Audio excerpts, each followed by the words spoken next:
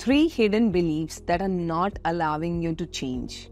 Hello champion, I'm Dr. Meghna Dikshit, author of You Matter, and I'm thrilled to welcome you to our channel. Here we explore the fascinating realms of the mind and brain, share the secrets to success, help you heal your past, and prepare for a brilliant future. If you're new, don't forget to subscribe and ring that notification bell. And to all our returning viewers, a heartfelt welcome. If you are ready to dive deep into the incredible world of brain potential, dive in the chat box right now. Today we are going to understand deeper the 3 main beliefs that are not allowing you to change. And if you feel you want more help from me, then there are 2 links in the caption. Register for my live seminar to train your brain to achieve your goals. And you can purchase my book You Matter through the link and start your personal growth journey with me. Now, let's come to those 3 hidden beliefs that may be not allowing you to change in your life. You must have heard this million times in your life.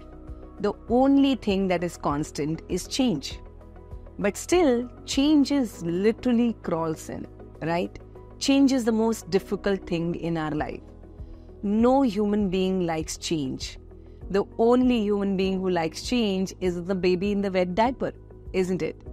You want to begin waking up early and start going to the gym so that you can bring the change in your physical body. That's great. You do wake up for those initial days and are enthusiastic, but on the 15th day, 16th day, that small voice says, let me sleep in today a little bit more. And you listen into that voice. As the head of your organization, you know for sure that implementing the new CRM is going to benefit your company manifold. But getting all your co-workers to agree and come on board is a challenge. And you are at your wit's end. Both the scenarios that I have mentioned here is resistance to change. We naturally resist change. Though in nature, we constantly observe change, many of my clients lament that it's most difficult to bring in that required change in their behavior or thought or belief in order to grow. Believe me when I say this, each of my clients wants the change but still feels the resistance build up for that change. Why is this so? What is it that keeps us from bringing in that change so that we can see the growth in our lives? So are you ready to dive deep with me? Type ready in the chat box. Rick Morer, change advisor and author, has very simply put the 3 levels of resistance to change. I don't get it, I don't like it, I don't like you. Let us decode each level. Level 1, I don't get it. The question underlying the statement of resistance is, I don't understand the need to change. What is the purpose that I should change? Have you seen a child resist to brushing teeth? My child has done that. When he was 2-3 years old, every single day I will make him stand on the stool at the wash basin, put the toothpaste to the toothbrush and ask him to open his mouth, and he would cringe and move his head from side to side. Why should I do this? If you're a parent, you know what I'm saying, right? The child says, I don't want to brush my teeth. And this continued for many days till the time I explained to him the purpose behind brushing his teeth. That purpose was not that his teeth will decay.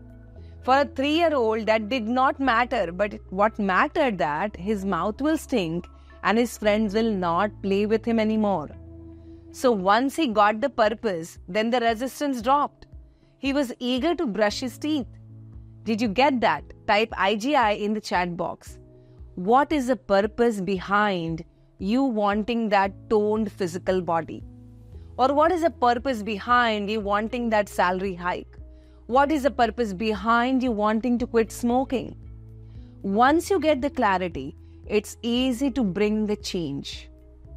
So write down all the reasons. For each reason that you have written down, go further deep and ask yourself that question. Do I really want this? What will happen if I don't achieve this change? How will it impact my life and the life of others around me? For me, the change came when my son said one day, "Please don't die." That is when my purpose to change became very clear to me. All my resistance went out on the window. I stood up and I started working on myself. So what is this purpose behind change for you? Whose life is at stake if you don't change? Level 2 of resistance to change is I don't like it. Recently, I was sitting with my besties and my friend vented out about her father. Her father is in his mid-80s. She said, I just don't get him. The bathroom taps are all leaking. I got the plumber to fix them and my father just ranted. Don't do anything, I don't like it. Arey Baba, the water is leaking. But he refused to listen. I had to literally fight him. My friend sounded exasperated. And I'm sure you, my listeners, have also come across situations like this. I don't like it is a deep emotional resistance. And it comes from fear. Fear comes from the reptilian brain. There are two basic fears. I am not enough and I am not loved. And these two fears are main reasons that we resist change.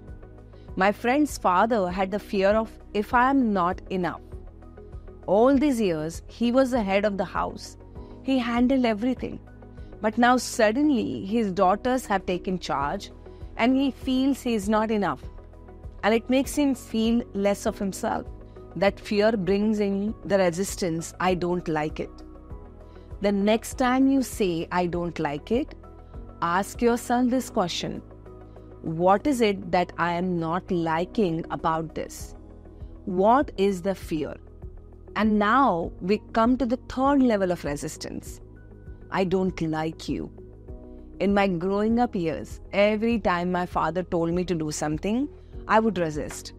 It was resistance to him and not what he was saying or asking me to do. I considered my father as the enemy. He was a strict person, overly critical about everything.